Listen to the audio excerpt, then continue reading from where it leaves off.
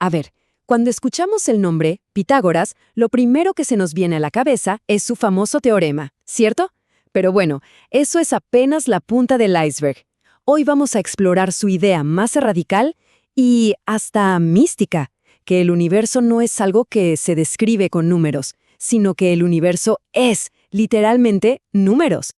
Para entender la tremenda revolución de Pitágoras, primero tenemos que hacernos la misma pregunta que se hacían los primeros filósofos griegos. ¿Cuál es esa sustancia fundamental? ¿El principio de todo lo que existe? Es que, antes de él, las respuestas eran muy físicas: agua, aire, fuego. Vaya, elementos que podíamos ver y tocar. Pero Pitágoras llegó y dio un giro de 180 grados.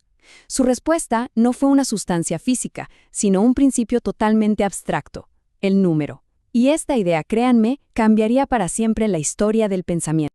Ok, este es el viaje que haremos hoy. Vamos a empezar con cómo rompió con las ideas de su tiempo. Luego nos sumergiremos en su concepto del número como la realidad misma. Veremos cómo de ahí surge la armonía del cosmos y de la música. Y para terminar, exploraremos la extraña y fascinante comunidad que creó. Así que empecemos con ese giro radical. Mientras todos a su alrededor buscaban el origen de las cosas en lo tangible, como el agua o el fuego, Pitágoras decidió mirar hacia un plano completamente diferente: el de las ideas puras. Y con esto llegamos al corazón de su filosofía. Para Pitágoras, un número no es solo un símbolo que usamos para contar. No, para él era el bloque de construcción fundamental de todo lo que existe, la esencia misma de la realidad. Los griegos tenían un término para este principio fundamental: argé. Mientras que otros decían que el arge era el agua o el aire, Pitágoras afirmó, así de simple y de profundo, que el arge era el número.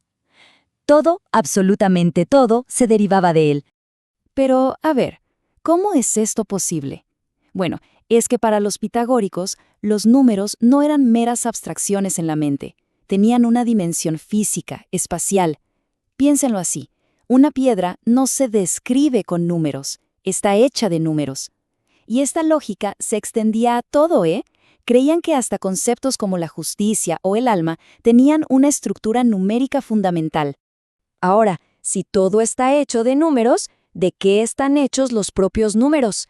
Aquí es donde entra una idea clave, una dualidad fundamental. Todo su sistema se construye sobre la tensión y el equilibrio entre dos fuerzas opuestas. Estos dos polos son lo par y lo impar. Lo par representaba lo infinito, lo ilimitado, como una especie de caos sin forma. Y por otro lado, lo impar representaba lo limitado, la definición, el orden. Eran para ellos las dos fuerzas primordiales del cosmos. Y así es como se imaginaban la creación del universo. Ojo a esto. Todo comienza cuando estas dos fuerzas, lo ilimitado y lo limitado, se combinan. De su unión nace la unidad, o sea, el número 1, que contiene a ambos y es la semilla de todo. A partir de ahí, emergen los demás números, y de ellos se construye el universo entero. Fascinante. Ok, si todo es número, entonces la belleza y el orden del universo también deben tener una base matemática, ¿no? Y los pitagóricos encontraron la prueba perfecta de esto, en un lugar bastante inesperado: la música.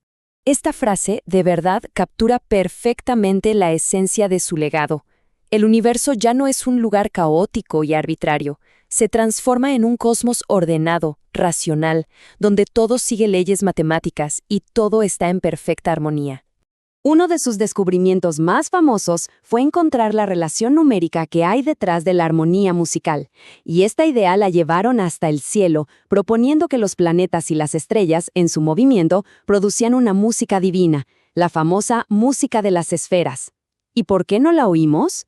Bueno, según ellos, es porque es un sonido continuo que ha estado ahí desde que nacimos, y nuestro oído simplemente se acostumbró. Pero, ojo, esta escuela de pensamiento no era un simple club de matemáticas. Era casi una secta religiosa con reglas de purificación súper estrictas, a veces bastante extrañas, y, por supuesto, un líder carismático. Para entender la comunidad que formó, primero hay que entender al hombre. Pitágoras no era visto solo como un intelectual, era considerado una figura casi divina, un líder espiritual que exigía una devoción total y un estilo de vida muy, muy particular. Y aquí es donde la cosa se pone verdaderamente curiosa. Vamos a ver sus reglas, sus tabúes. El más famoso de todos, estaba prohibidísimo comer habas. Las razones exactas se perdieron en la historia, pero las teorías son de lo más variadas, desde lo místico hasta lo práctico. Otra de sus reglas era no tocar gallos blancos. Se cree que era porque se consideraban animales sagrados para ciertos dioses, y tocarlos era un acto impuro en su búsqueda de la armonía espiritual. Tampoco se debía recoger nada que se cayera al suelo.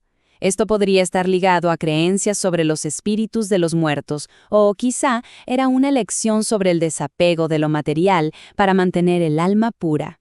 Y quizá la más misteriosa de todas, no mirarse en un espejo junto al fuego. Una regla súper específica que nos sumerge de lleno en esa atmósfera ritualista que definía a esta comunidad y su particular visión del mundo.